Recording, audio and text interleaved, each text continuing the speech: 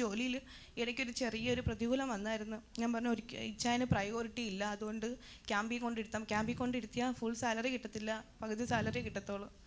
അപ്പം ഞാൻ പറഞ്ഞു ഇച്ചായൻ വിഷമിക്കണ്ട, ഇച്ചായൻ ഓടി നടന്ന് പണി ചെയ്യും, ഇച്ചായന് പ്രയോറിറ്റി ഉണ്ടാവാൻ പോവുക, ഇച്ചായനില്ലാതെ ആ പണി നടക്കത്തില്ല. ഞാൻ യേശുവിന്റെ നാമത്തിൽ പ്രഖ്യാപിച്ച്. അങ്ങനെ പാസ്റ്റർ എൻ്റെ അടുത്ത് പറഞ്ഞു കുറേ പേർപ്പസ് എല്ലാം ശരിയാവാൻ പോകുന്നു എന്ന് പാസ്റ്റർ എൻ്റെ അടുത്ത് ദൂത് പറഞ്ഞിട്ടുണ്ട്.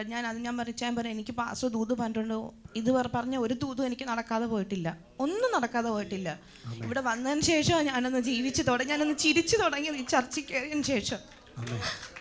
അപ്പം ഞാൻ പറഞ്ഞു പാസ്റ്റർ പറഞ്ഞ ഒരു ദൂതും നടക്കാതെ പോയിട്ടില്ല, എൻ്റെ കർത്താവ് അത് ചെയ്യും, ഇച്ചായ വിഷമിക്കേണ്ടെന്ന്. ഇപ്പം ഇച്ചായൻ പറയാം എനിക്ക് ഇരിക്കാൻ സമയമില്ല, നീ ഇല്ലാതെ ജോലി ഇല്ല, നടക്കത്തില്ല എന്നാ പറഞ്ഞ. ആ ഇച്ചായൻ്റെ അത് മാത്രമല്ല, ഇച്ചായൻ്റെ ഫോർമാൻ എന്ന പദവിയിലാണെങ്കിലും പേപ്പേഴ്സ് റെഡി ആയിട്ടില്ലായിരുന്നു. ആ 4 ഫോർമാൻമാരിൽ ഒരാൾ ഫോർമാനായിട്ട് പേപ്പേഴ്സ് റെഡിയാവാൻ പോയിട്ടുണ്ടെന്ന് ഹെഡ് ഓഫീസിലോട്ട്. എൻ്റെ കർത്താവിന് ഒത്തിരി നന്ദി.